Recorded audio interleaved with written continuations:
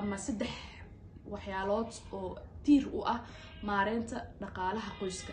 saddexdaas afar qodob oo ayagana hoos u dhigo dhaqaalaha qoyska.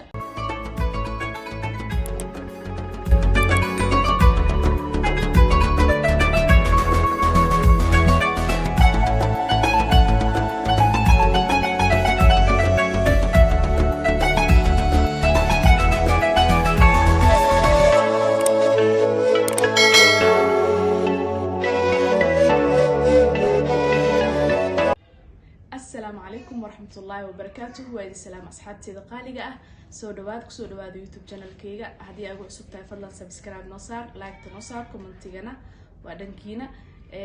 إن شاء الله ما أنتم حنكهد لنا مارينتا نقالها قويسكا يسيد لو ماريو يتلوين إن شاء الله قبل بدن عسو ويديين إنا كلا تليه ويلا الأصحاب هاي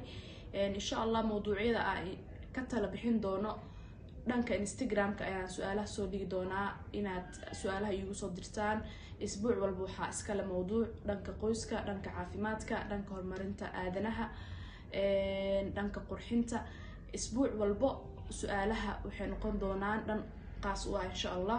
isbuucaneeto wuxuu noo ahaan doonaa isbuuca qoyska. su'aalaha aad qabtiin Instagram-kayga waa idin soo share gareynaya, meeshaan idin soo dhigayaa, dhankaas ay igu soo diraysiin. haddii kalena commentiga موضوعنا هدا وجود قلق مكو ديران دونو إن شاء الله.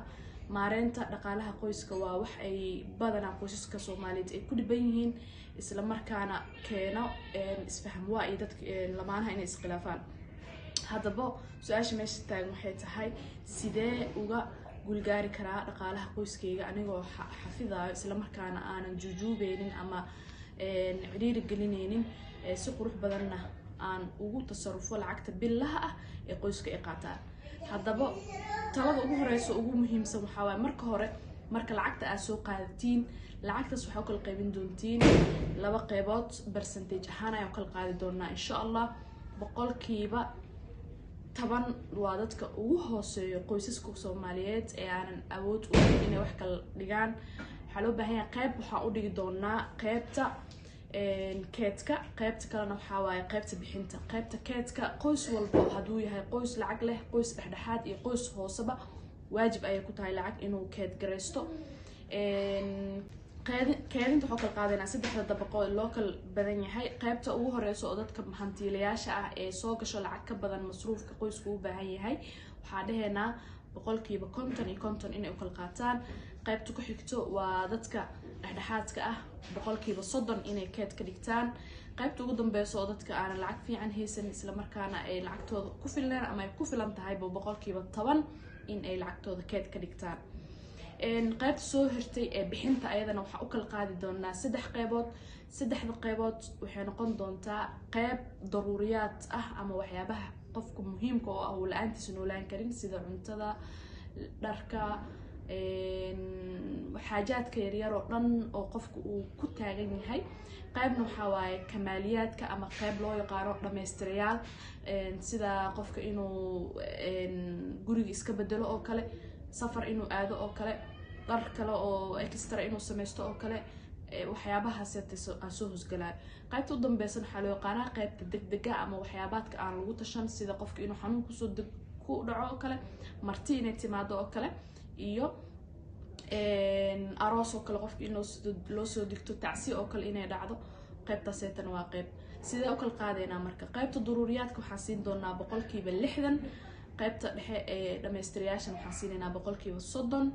qaybta u dambayso degdegan waxaan siinaynaa boqolkiiba 10. okay waxaa muhiim ah marka intaas aan soo sheegay in aad marka hore bisha marka ay saas lacagta u soo dhacdo aabaha iyo hooyada inay isla share gareeyaan lacagta ay isticmaali doonaan bishaan, ay warqad soo qaataan ama buug gooni u ah bil walba qasab maaha inay sameeyaan. bisha koowaad haday sameeyaan already sida bishaas ay ku socon doonaan ilaa uu isbedel ka yimaado ama caruur ay yimaadaan ama caruur ay iskuulaad u baahdaan ama nolosha iska bedesho waxyaabihii loo baahnaa. wax walba oo la qoro waa wax sugan isla markaana aanan kaalumi doonin. waxaan kugula talinayaa qorshe inaa yeelatid, list fiicanna aad sameysid, waqti fiicanna aad qaadatiin, aad ku budget gareysiin sababtoo ay wax walba oo lacag ah waxay u baahan tahay inaad maamushid. lacagta maaha ayada inay ku maamusho. talooyinka kale ee muhiimka ah waxay tahay lacagtii marka aad soo qaadatid marka horeba akoon gooni u sameey akoonka lacagta keedinta la dhaho money saving waxa la dhaho waa wax muhiim u ah isla markaana qoys walba loo baahan yahay ilaa cunuga ugu yar inuu yaqaano haddii break la siinaayo oo lacag uu qaato nus saaco oo kale lacagtaas inuu qayb meel ka dhigi karo qaybna haysto ilmaha markay yar yihiin in lagu soo barbaariyo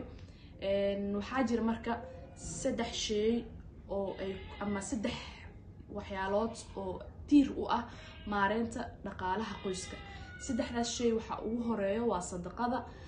waxay barakaysaa maalkaaga isla markaana waxay ka hortagtaa masaa'ibta iyo dhibaatooyinka ugu soo socdo qodobka labaad waa xeeladeentana waxaa looga baahan yahay hooyada inay wax xeeladeyso xeelad inay la timaado tusaale ahaan oo kale maanta cambuulo xal hadii la kariyo oo kale ay soo hirto in ay hooyadaas cambuuladaas aysan daadinin xeelad kale keeni karto ibdaac ay sameyn karto waxyaabo kale ka sameyn karto sida fuul oo kale inay ka sameyn karto waxa soo hiray waxas inay wax kale ka bedeli karto gurigeeda waxyaalo inay wax ka sameyn karto aysan raadinin wax banaanka jiro qaybta xeeladeentana waa wax muhiim u ah qoyska qodobka saddexaad waa xirfadda aabaha oo kaliya ma hayno soo shaqeeyo hooyada waa inay xirfad lahaato ugu yaraan ee gurigeeda xataa ku dhex shaqeyso xirfado yar ay sameyso haddii awood xirfadaha laba loo kala qaadaa kuwa jaamacada looga soo baxo iyo kuwa qofka ibdaac ilaahay uu hal abuur u siiyey haddii timaha gabdhaha dariska u dabi kartid oo kale $1 haday ka qaadatid lacaga kaaga soo bixeyso istiraashooyin waxaa jira laga sameynayo dunta oo kale hadaa sameyn kartid inaad sameysid